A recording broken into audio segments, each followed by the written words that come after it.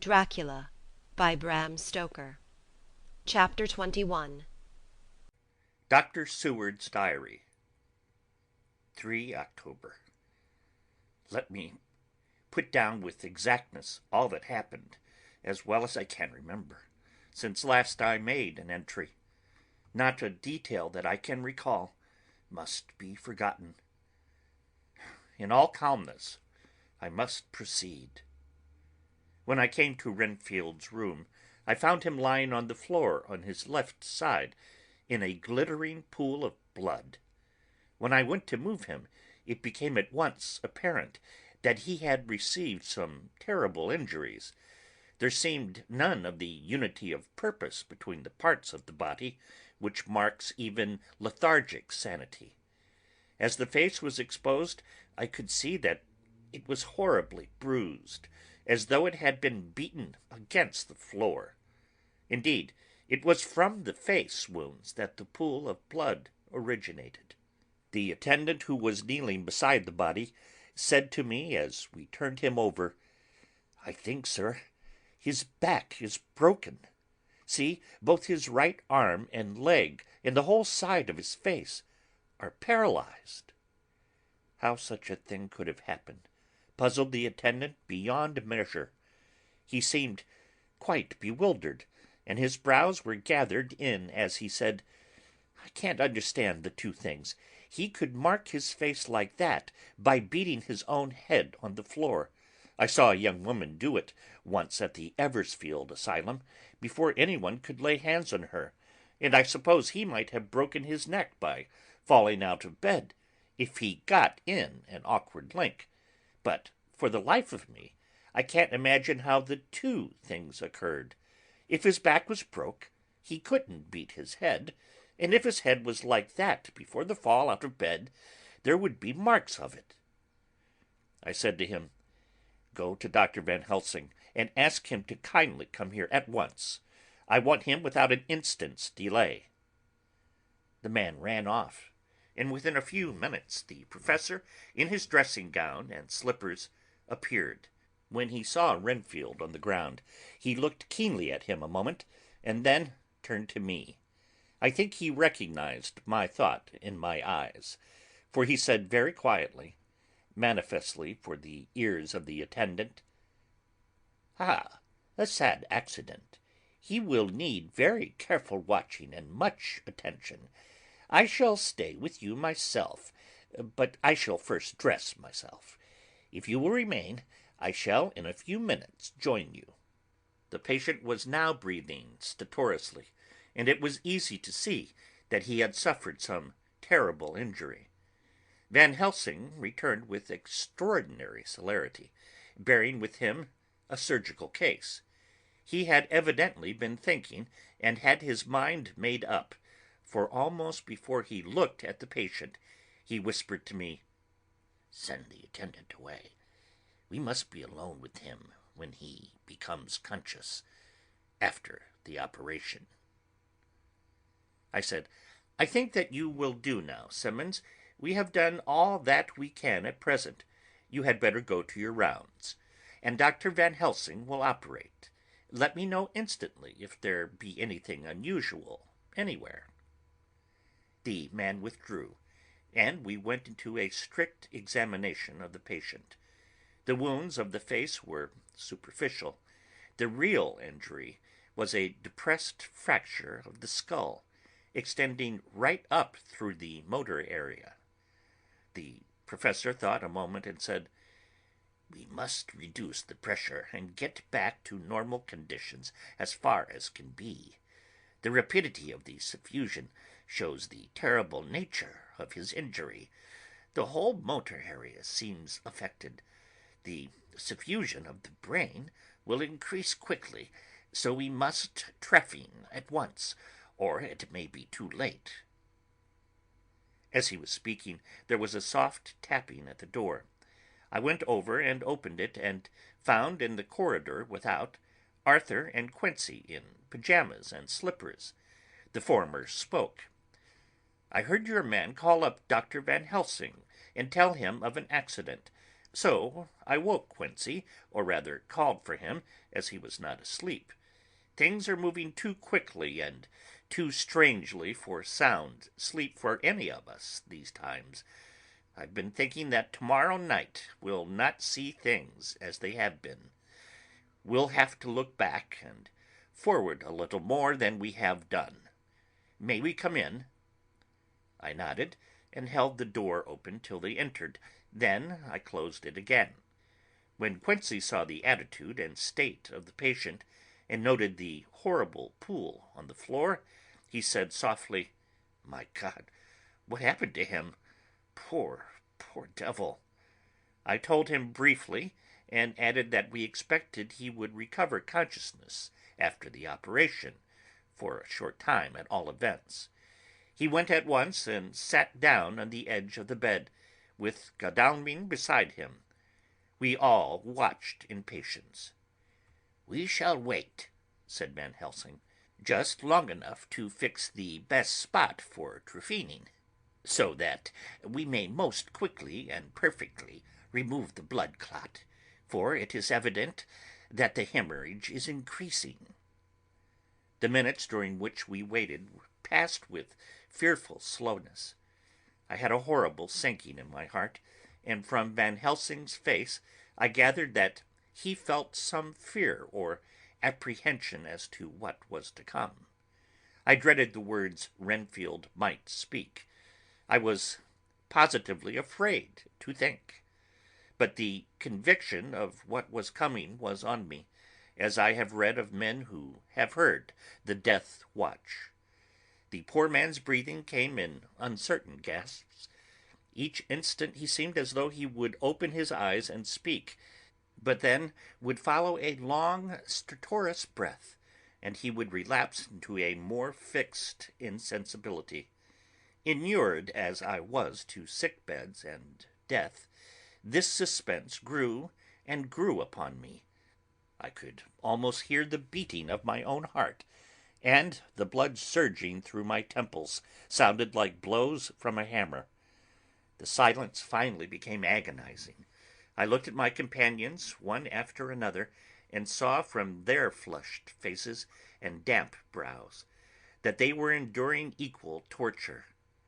There was a nervous suspense over us all, as though overhead some dread bell would peal out powerfully when we should least expect it.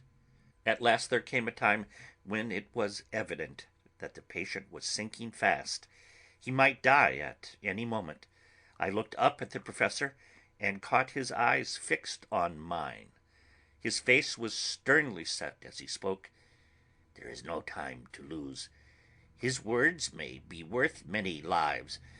I have been thinking so as I stood here. It may be there is a soul at stake. We shall operate just above the ear." Without another word, he made the operation. For a few moments the breathing continued to be stertorous. Then there came a breath so prolonged that it seemed as though it would tear open his chest. Suddenly his eyes opened and became fixed in a wild, helpless stare. This was continued for a few moments. Then it was softened into a glad surprise, and from his lips came a sigh of relief. He moved convulsively, and as he did so said, "I'll be quiet, doctor. Tell them to take off the strait waistcoat. I have had a terrible dream, and it has left me so weak that I cannot move. What's wrong with my face? It feels all swollen, and it smarts dreadfully." He tried to turn his head, but even with the effort his eyes seemed to grow glassy again, so I gently put it back. Then Van Helsing said in a quiet, grave voice, "Tell us your dream, Mr. Renfield." As he heard the voice, his face brightened through its mutilation, and he said, "That is Dr. Van Helsing. How good it is of you to be here. Give me some water. My lips are dry, and I shall try to tell you. I dreamed—" He stopped and seemed fainting. I called quietly to Quincy. "The brandy, it is in my study, quick." He flew and returned with the glass, the decanter of brandy, and a carafe of water. We moistened the parched lips, and the patient quickly revived. It seemed, however, that his poor injured brain had been working in the interval, for when he was quite conscious he looked at me piercingly with an agonized confusion which I shall never forget, and said, "I must not deceive myself. It was no dream, but all a grim reality." Then his eyes roved round the room. As they caught sight of two figures sitting patiently on the edge of the bed, he went on, "If I were not sure already, I would know from them." For an instant his eyes closed, not with pain or sleep, but voluntarily, as though he were bringing all his faculties to bear. When he opened them, he said hurriedly and with more energy than he had yet displayed, "Quick, doctor, quick, I'm dying. I feel that I have but a few minutes, and then I must go back to death, or worse, wet my lips with brandy again. I have something that I must say before I die, or before my poor crushed brain dies anyhow. Ugh, thank you. It was that night, after you left me, when I implored you to let me go away. I couldn't speak then, for I felt my tongue was tied, but I was as sane then, except in that way, as I am now. I was in an agony of despair for a long time after you left me. It seemed hours. Then there came a sudden peace to me.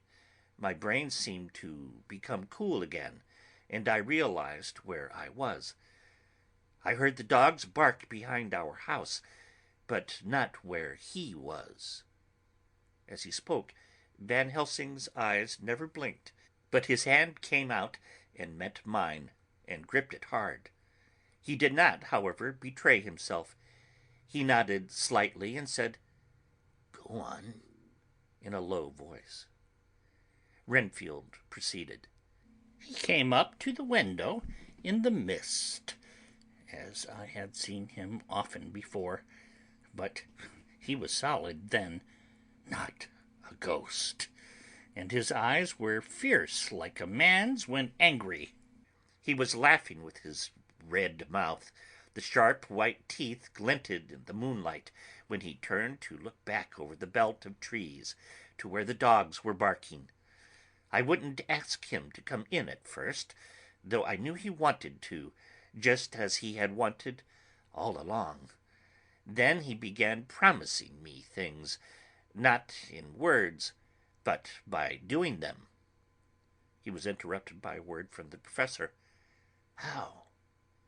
"By making them happen, just as he used to send in the flies when the sun was shining, great big fat ones with steel and sapphire on their wings, and big moths in the night with skull and crossbones on their backs."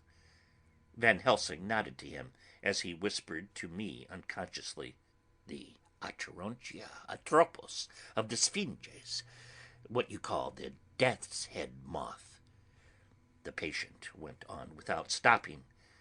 Then he began to whisper, "Rats, rats, rats, hundreds, thousands, millions of them, and every one alive, and dogs to eat them, and cats too, all lives, all red blood, with years of life in it, and not merely buzzing flies." I laughed at him, for I wanted to see what he could do. Then the dogs howled away beyond the dark trees in his house. He beckoned me to the window. I got up and looked out, and he raised his hands and seemed to call out without using any words.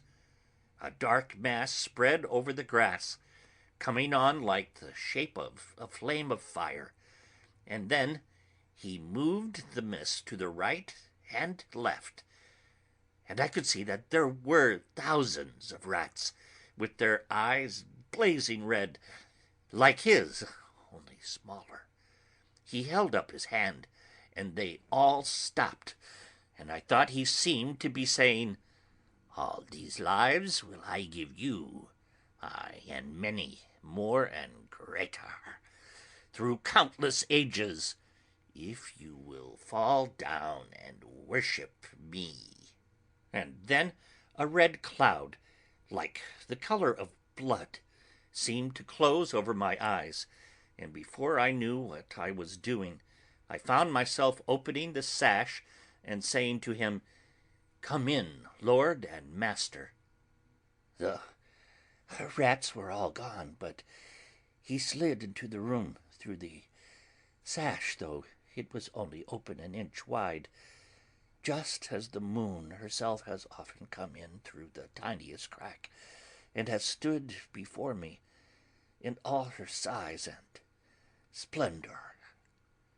His voice was weaker, so I moistened his lips with the brandy again, and he continued, but it seemed as though his memory had gone on working in the interval, for his story was further advanced. I was about to call him back to the point, but Van Helsing whispered to me, "Let him go on. Do not interrupt him. He cannot go back, and maybe could not proceed at all if once he lost the thread of his thought." He proceeded, "All day I waited to hear from him, but he did not send me anything, not even a blowfly, and when the moon got up, I was pretty angry with him. When he did slide in through the window, though it was shut, and did not even knock, I got mad with him. He sneered at me, and his white face looked out of the mist with his red eyes gleaming, and he went on as though he owned the whole place, and I was no one. He didn't even smell the same as he went by me. I couldn't hold him. I thought that somehow Mrs. Harker had come into the room." The two men sitting on the bed stood up and came over, standing behind him so that he could not see them, but where they could hear better. They were both silent, but the professor started and quivered. His face, however, grew grimmer and sterner still. Renfield went on without noticing. "When Mrs. Harker came in to see me this afternoon, she wasn't the same. It was like the tea after the teapot has been watered." Here we all moved, but no one said a word. He went on, "I didn't know that she was here till she spoke. She didn't look the same. I don't care for the pale people. I like them with lots of blood in them, and hers all seemed to have run out. I didn't think of it at the time, but when she went away I began to think, and it made me mad to know that he had been taking the life out of her." I could feel that the rest quivered as I did, but we remained otherwise still. "So when he came tonight, I was ready for him. I saw the mist stealing in, and I grabbed it tight. I had heard that madmen have unnatural strength, and as I knew I was a madman, at times anyhow, I resolved to use my power. Aye, and he felt it too, for he had to come out of the mist to struggle with me. I held tight, and I thought I was going to win, for I didn't mean him to take any more of her life, till I saw his eyes. They burned into me, and my strength became like water. He slipped through it, and when I tried to cling to him, he raised me up and flung me down. There was a red cloud before me, and a noise like thunder, and the mist seemed to steal away under the door." His voice was becoming fainter, and his breath more stertorous. Van Helsing stood up instinctively. "We know the worst now," he said. "He is here, and we know his purpose. It may not be too late. Let us be armed, the same as we were the other night, but lose no time. There is not an instant to spare." There was no need to put our fear, nay, our conviction, into words. We shared them in common. We all hurried and took from our rooms the same things that we had when we entered the Count's house. The Professor had his ready, and as we met in the corridor, he pointed to them significantly as he said, "They may never leave me, and they shall not till this unhappy business is over. Be wise also, my friends. It is no common enemy that we deal with, alas. Alas, that dear Madam Mina should suffer." He stopped. His voice was breaking, and I do not know if rage or terror predominated in my own heart. Outside the Harkers' door we paused. Art and Quincy held back, and the latter said, "Should we disturb her?" "We must," said Van Helsing grimly. "If the door be locked, I shall break it in." "May it not frighten her terribly? It is unusual to break into a lady's room." Van Helsing said solemnly, "You are always right, but this is life and death. All chambers are alike to the doctor, and even were they not, they are all as one to me tonight. Friend John, when I turn the handle, if the door does not open, do you put your shoulder down and shove. And you too, my friends. Now." He turned the handle as he spoke, but the door did not yield. We threw ourselves against it. With a crash it burst open, and we almost fell headlong into the room. The Professor did actually fall, and I saw across him as he gathered himself up from hands and knees. What I saw appalled me. I felt my hair rise like bristles on the back of my neck, and my heart seemed to stand still. The moonlight was so bright that through the thick yellow blind the room was light enough to see. On the bed, beside the window, lay Jonathan Harker, his face flushed and breathing heavily as though in a stupor. Kneeling on the near edge of the bed, facing outward, was the white-clad figure of his wife. By her stood a tall, thin man, clad in black. His face was turned from us, but the instant we saw, we all recognized the Count, in every way, even to the scar on his forehead. With his left hand he held both Mrs. Harker's hands, keeping them away with her arms at full tension. His right hand gripped her by the back of the neck, forcing her face down on his bosom. Her white nightdress was smeared with blood, and a thin stream trickled down the man's bare chest, which was shown by his torn open dress. The attitude of the two had a terrible resemblance to a child forcing a kitten's nose into a saucer of milk to compel it to drink. As we burst into the room, the Count turned his face, and the hellish look that I had heard described seemed to leap into it. His eyes flamed red with devilish passion. The great nostrils of the white, aquiline nose opened wide and quivered at the edge, and the white, sharp teeth behind the full lips of the blood-dripping mouth clamped together like those of a wild beast.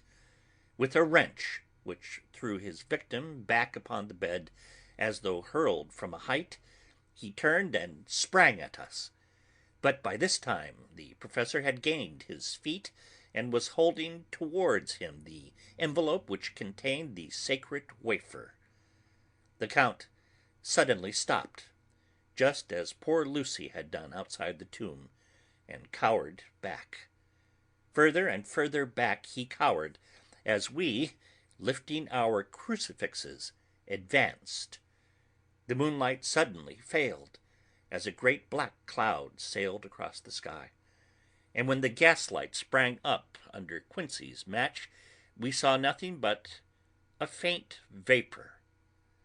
This, as we looked, trailed under the door, which, with the recoil from its bursting open, had swung back to its old position. Van Helsing, Art, and I moved forward to Mrs. Harker, who by this time had drawn her breath, and with it had given a scream so wild, so ear-piercing, so despairing, that it seems to me now that it will ring in my ears till my dying day. For a few seconds she lay in her helpless attitude and disarray. Her face was ghastly, with a pallor which was accentuated by the blood which smeared her lips and cheeks and chin. From her throat trickled a thin stream of blood. Her eyes were mad with terror.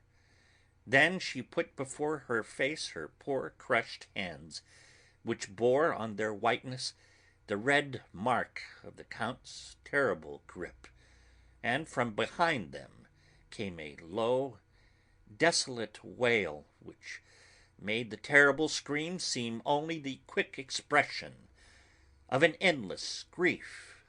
Van Helsing stepped forward and drew the coverlet gently over her body, whilst Art, after looking at her face for an instant despairingly, ran out of the room. Van Helsing whispered to me, "Jonathan is in a stupor, such as we know the vampire can produce. We can do nothing with poor Madam Mina for a few moments, till she recovers herself. I must wake him." He dipped the end of a towel in cold water, and with it began to flick him on the face, his wife all the while holding her face behind her hands and sobbing in a way that was heart-breaking to hear.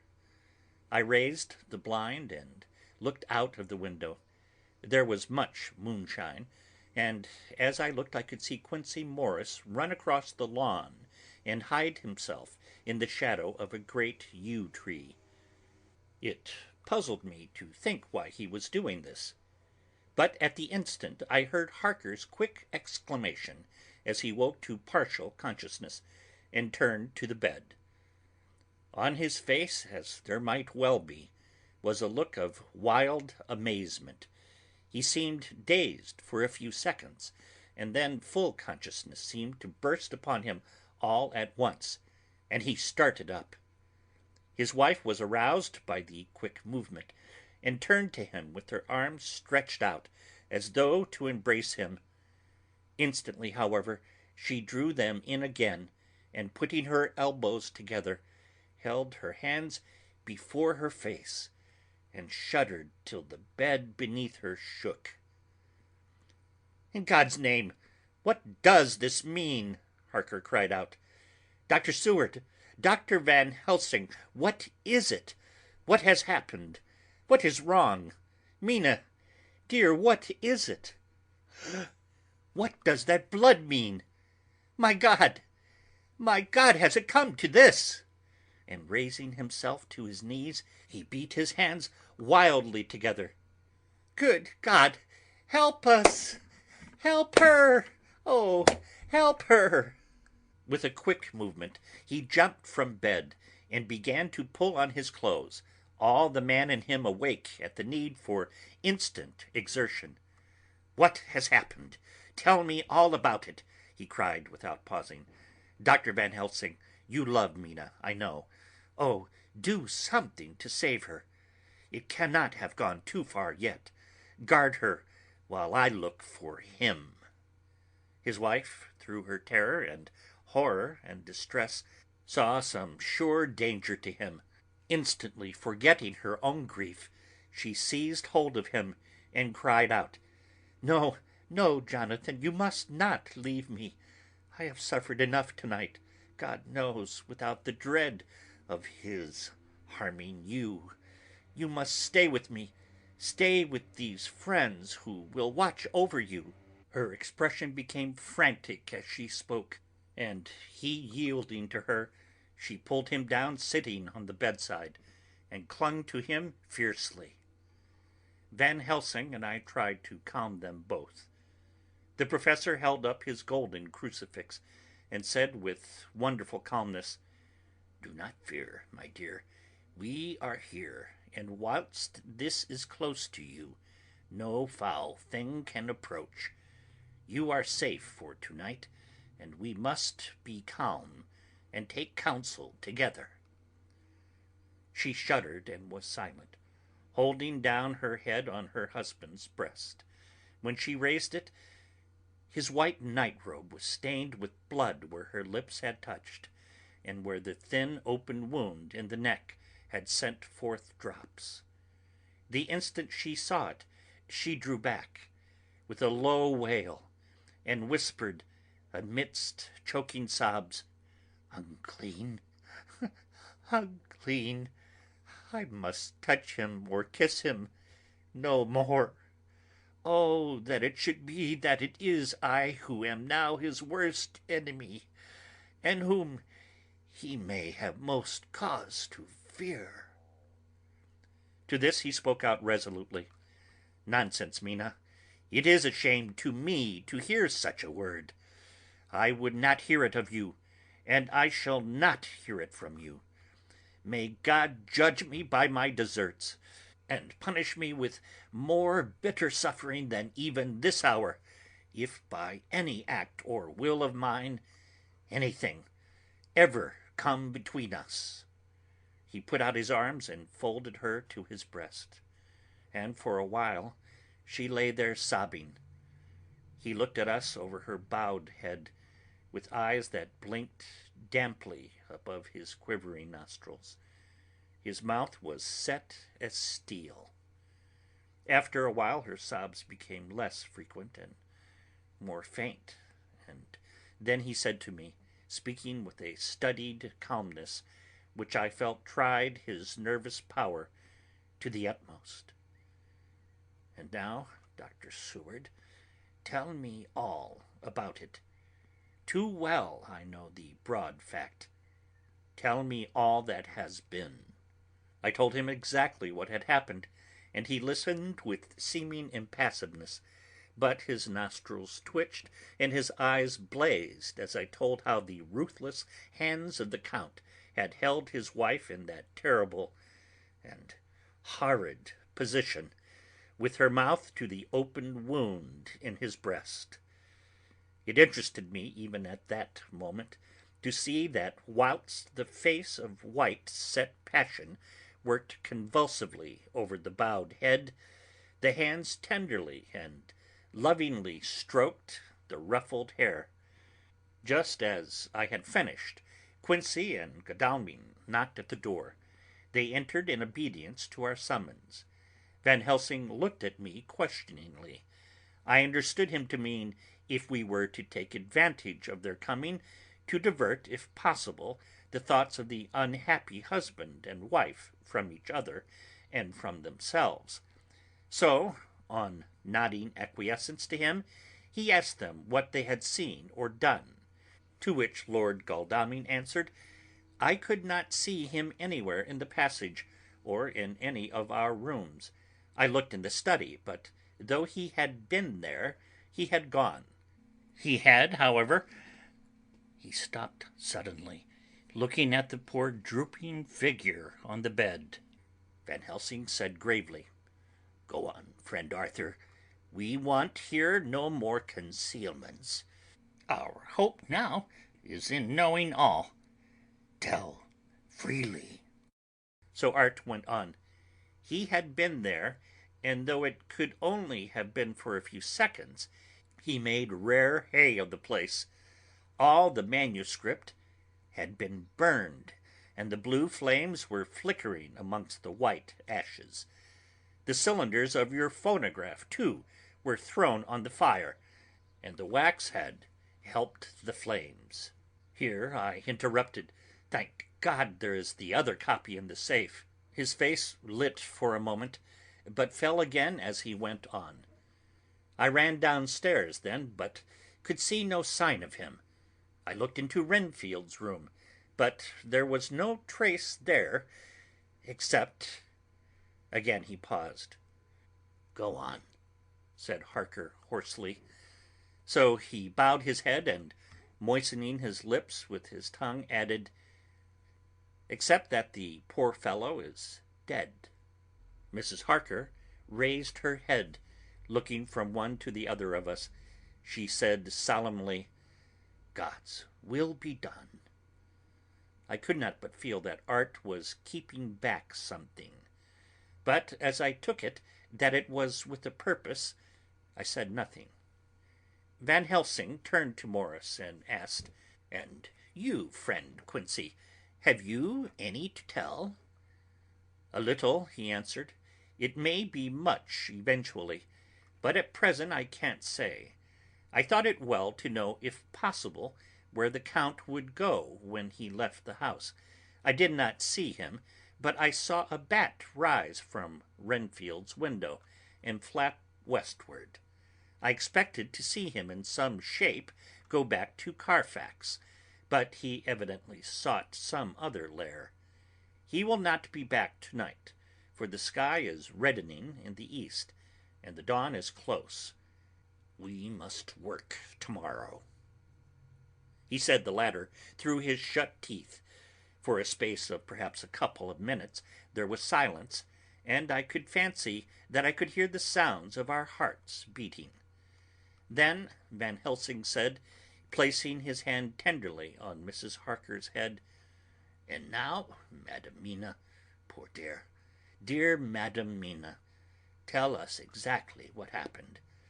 God knows that I do not want that you be pained, but it is need that we know all.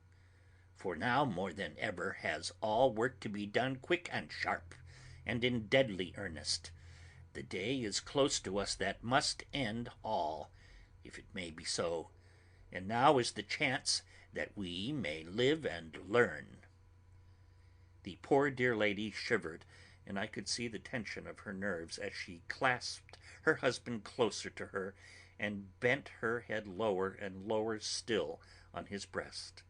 Then she raised her head proudly and held out one hand to Van Helsing, who took it in his, and after stooping and kissing it reverently, held it fast. The other hand was locked in that of her husband, who held his other arm thrown round her protectingly. After a pause in which she was evidently ordering her thoughts, she began. "I took the sleeping draught which you had so kindly given me, but for a long time it did not act. I seemed to have become more wakeful, and myriads of horrible fancies began to crowd in upon my mind, all of them connected with death and vampires, with blood and pain and trouble."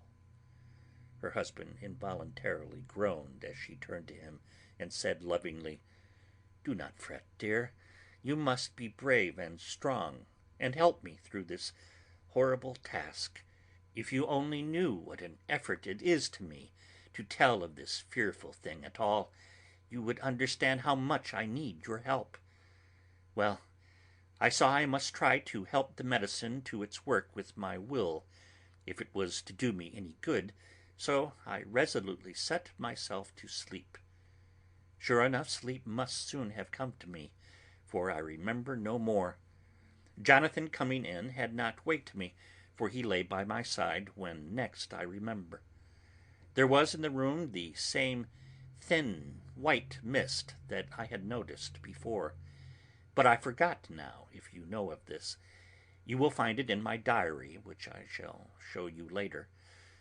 I felt the same vague terror which had come to me before, and the same sense of some presence. I turned to wake Jonathan, but found that he slept so soundly that it seemed as if it was he who had taken the sleeping draught, and not I. I tried, but I could not wake him. This caused me a great fear, and I looked around terrified. Then, indeed, my heart sank within me. Beside the bed, as if he had stepped out of the mist, or rather as if the mist had turned into his figure, for it had entirely disappeared, stood a tall, thin man, all in black. I knew him at once from the description of the others. The waxen face, the high aquiline nose, on which the light fell in a thin white line, the parted red lips, with the sharp white teeth showing between, and the red eyes that I had seemed to see in the sunset on the windows of St. Mary's Church at Whitby. I knew, too, the red scar on his forehead, where Jonathan had struck him. For an instant my heart stood still, and I would have screamed out, only that I was paralyzed. In the pause he spoke in a sort of keen, cutting whisper, pointing as he spoke to Jonathan. "Silence! If you make a sound, I shall take him and dash his brains out before your very eyes." I was appalled and was too bewildered to do or say anything. With a mocking smile he placed one hand upon my shoulder and, holding me tight, bared my throat with the other, saying as he did so, "First, a little refreshment to reward my exertions. You may as well be quiet. It is not the first time, or the second, that your veins have appeased my thirst." I was bewildered, and strangely enough, I did not want to hinder him. I suppose it is a part of the horrible curse that such is when his touch is on his victim. And oh, my God, pity me. He placed his reeking lips upon my throat. Her husband groaned again. She clasped his hand harder and looked at him pityingly, as if he were the injured one, and went on. "I felt my strength fading away, and I was in a half swoon. How long this horrible thing lasted, I know not, but it seemed that a long time must have passed before he took his foul, awful, sneering mouth away. I saw it drip with the fresh blood." The remembrance seemed for a while to overpower her, and she drooped and would have sunk down but for her husband's sustaining arm. With a great effort she recovered herself and went on. Then he spoke to me mockingly. "And so you, like the others, would play your brains against mine? You would help these men to hunt me and frustrate me in my design? You know now, and they know in part already, and will know in full before long what it is to cross my path. They should have kept their energies for use closer to home.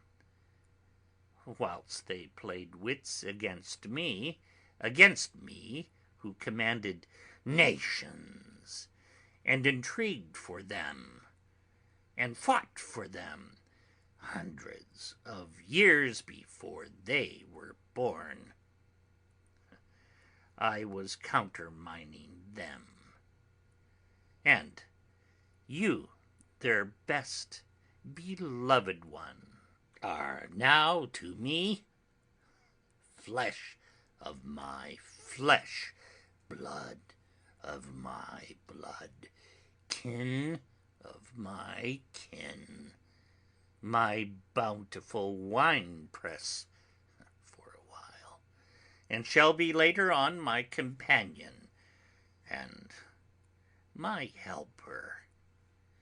You shall be avenged in turn, for not one of them shall minister to your needs. But as yet you are not to be punished for what you have done. You have aided in thwarting me. Now you shall come to my call. When my brain says come to you, you shall cross land or sea to do my bidding. And to that end, this. With that, he pulled open his shirt, and with his long, sharp nails opened a vein in his breast. When the blood began to spurt out, he took my hands in one of his, holding them tight, and with the other seized my neck and pressed my mouth to the wound, so that I must either suffocate or swallow some to the... Oh my God! Oh my God! What have I done? What have I done to deserve such a fate? I who have tried to walk in meekness and righteousness all my days. God, pity me. Look down on a poor soul in worse than mortal peril, and in mercy pity those to whom she is dear. Then she began to rub her lips as though to cleanse them from pollution. As she was telling her terrible story, the eastern sky began to quicken, and everything became more and more clear. Harker was still and quiet, but over his face, as the awful narrative went on, came a gray look which deepened and deepened in the morning light, till when the first red streak of the coming dawn shot up, the flesh stood darkly out against the whitening hair. We have arranged that one of us is to stay within call of the unhappy pair till we can meet together and arrange about taking action. Of this I am sure. The sun rises today on no more miserable house in all the great round of its daily course. End of Chapter 21.